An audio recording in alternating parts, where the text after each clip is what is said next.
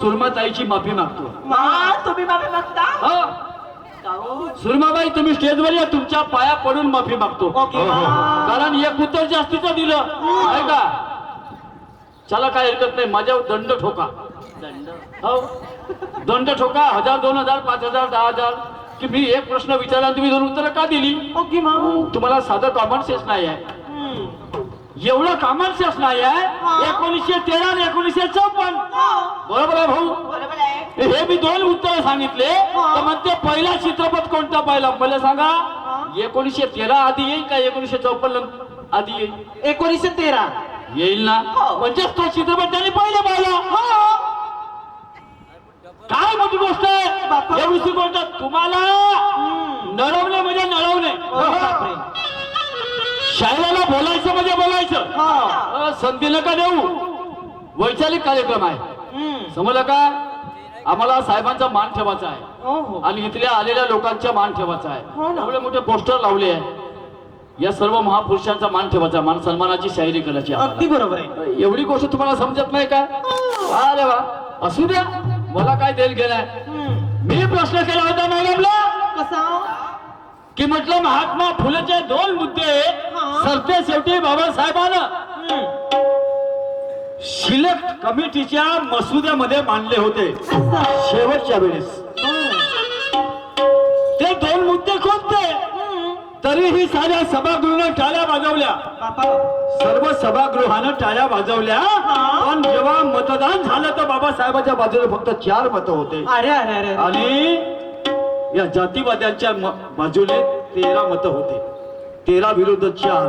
आणि म्हणून तो ठराव त्यावेळेस पास नाही झाला. म्हणून बाबासाहेबांना कायदे मंत्री पदाच्या खुर्चीला त्याला लाथ मारली.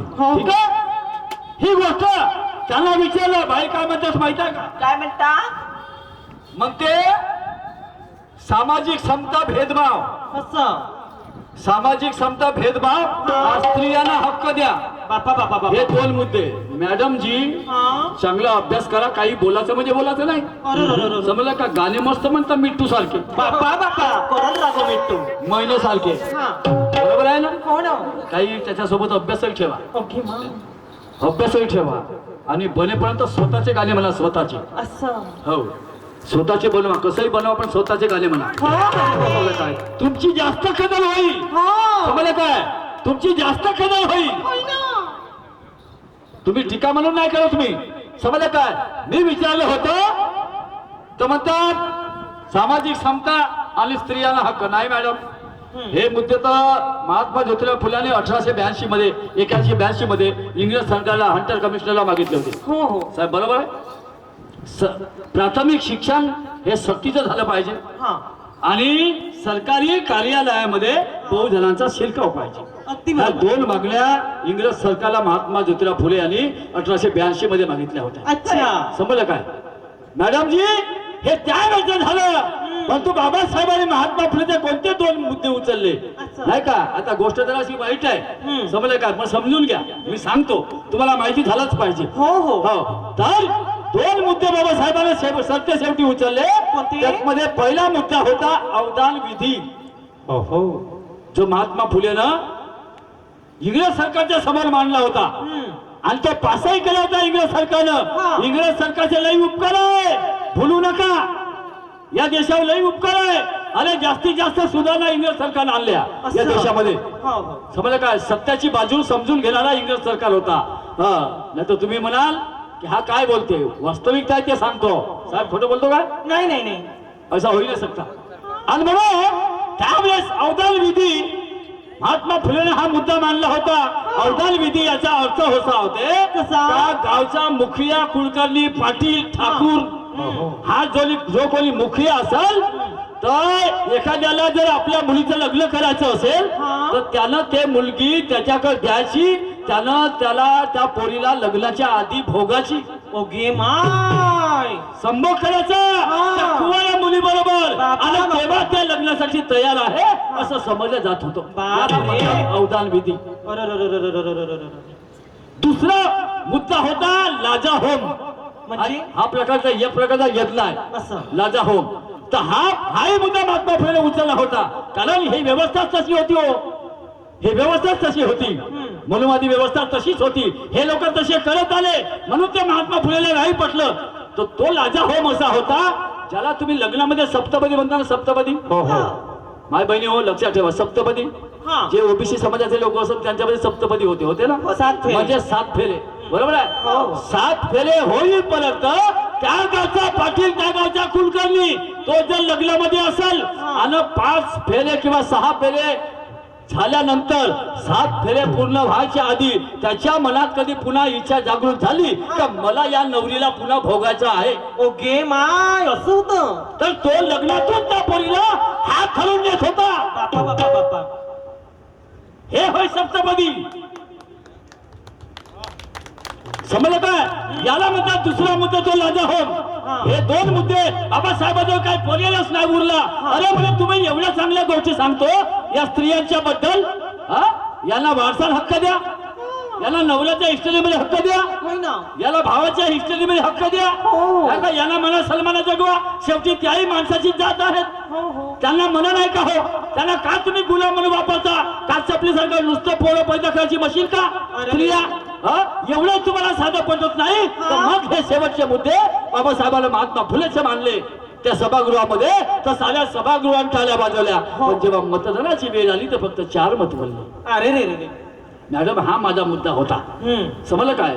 ते जाऊ द्या, नाही जमलं तुम्हाला.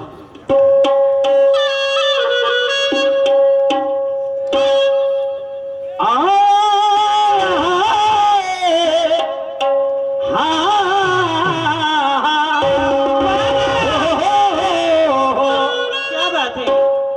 कलाकार संघर्ष समिती नागपूर जिल्हा राष्ट्रीय अध्यक्ष शाहीर विकासजी शेंडे साहेब कालमेश्वर बामणीवाले यांच्याकडून 50 रुपयाचा पारितोषिक मिळाला आहे. मंडळाकडून त्यांना सतत प्रणाम, धन्यवाद.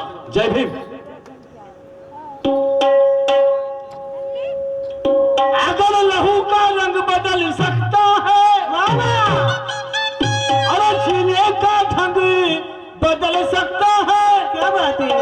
कोई इंसान अपना ईमान बदल सकता है, तो विचारधारा बदलने में कितनी देर लगेगी?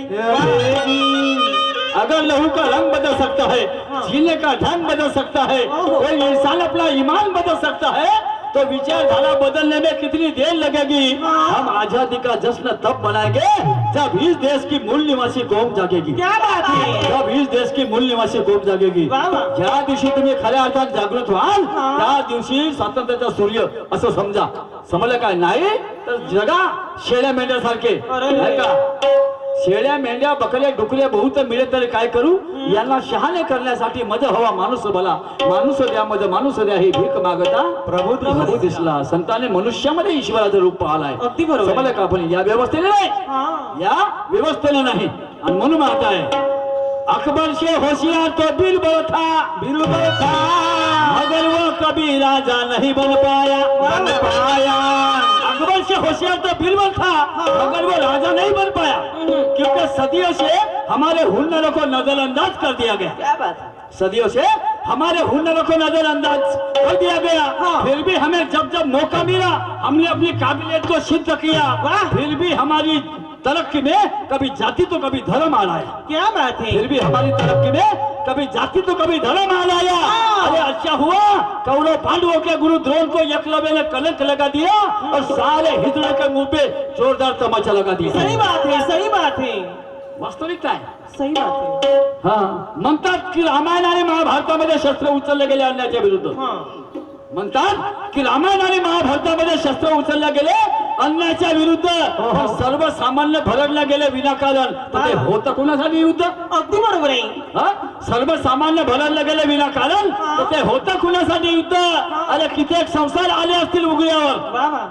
कित्येक संसार आले असतील उघड्यावर, तिथे राजे असतील का हो आचरण शुद्ध? नाही नाही नाही नाही नाही. कित्येक संसार आले असतील उघड्यावर, तिथे राजा असतील का आचरण शुद्ध?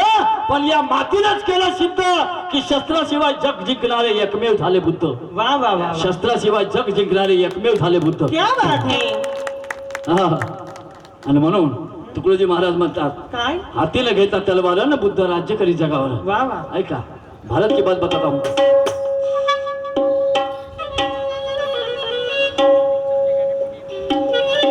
अरे बन जा लिपस्टिक हम वोटवा के राजा जी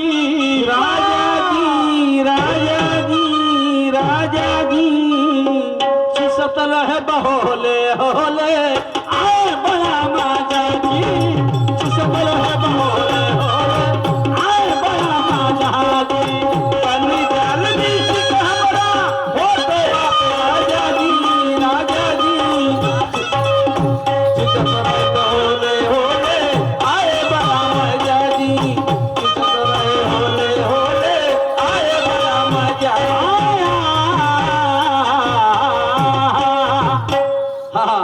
इस वतन के लिए अनेकों ने अपना योगदान दिया। वाह वाह इस वतन के लिए अनेकों ने अपना योगदान दिया। किसी की जान गई तो किसी का जहान गया। इस वतन के लिए अनेकों ने अपना योगदान दिया। किसी की जान गई तो किसी का जहान गया। और मेरे भीम जी ने इस देश को भेदभाव रहित सुंदर संविधान दिया और उसी संविधान की ताकत से एक चाय बेचने वाला भी आज भारत का प्रधानमंत्री बन गया। क्या बात है? चाय बेचने वाला भी भारत का प्रधानमंत्री बन गया। होई ना बरोबर है ना? अगदी बरोबर आहे. हाँ, इस देश को किसी ने तन दिया तो किसी ने मन दिया। मन दिया। ये बात तो साफ है। इस देश को किसी ने तन दिया तो किसी ने मन दिया, ये बात तो साफ है। मगर यह जनतंत्र है तो हम और आप है। वाह वाह वाह. मगर यह जनतंत्र है तो हम और आप है। और जिसने इस देश को यह जनतंत्र दिया उस संविधान के डॉक्टर आम्बेडकर अकेले ही बाप है। क्या बात है? सही बात है. उस संविधान के डॉक्टर आम्बेडकर अकेले ही बाप है। फिर भी कुछ लोग कहते हैं कि महात्मा गांधी इस देश का बाप है। फिर भी कुछ लोग कहते हैं कि महात्मा गांधी इस देश का बाप है। तो मेरा भी उन लोगों से कहना है तो फिर डॉक्टर आम्बेडकर तुम्हारे बाप का भी बाप है। कोण वाचवलं? कोण वाचवलं? स्वातंत्र्याचा सूर्योदय पाहायला मिळाला असतं काय? नाही नाही नाही गांधीजींना वाईट बोलणार नाही हं? नाही नाही. कुणाची मन दुखवणार नाही याची खात्री आम्हाला घ्यावी लागते. अगदी पण बरोबर आहे. वास्तविकता मांडल्याशिवाय तुम्ही जागृत कसे व्हाल? हो ना. मग आमचा प्रोग्राम ठेवण्यामध्ये साहेबांना काय अर्थ होईल? नाही, एवढे मोठे पैसे खर्च करतात 2-3 लाख रुपये, मग काय अर्थ होईल? आम्ही खरं ते सांगायलाच पाहिजे की नाही? हो. बरोबर आहे ना? आणि म्हणून काय म्हणतो? काय म्हणता? अरे भारतीय संत महिमा कहाँ गए रोशन दादा? खाना खाने चले गए. भारतीय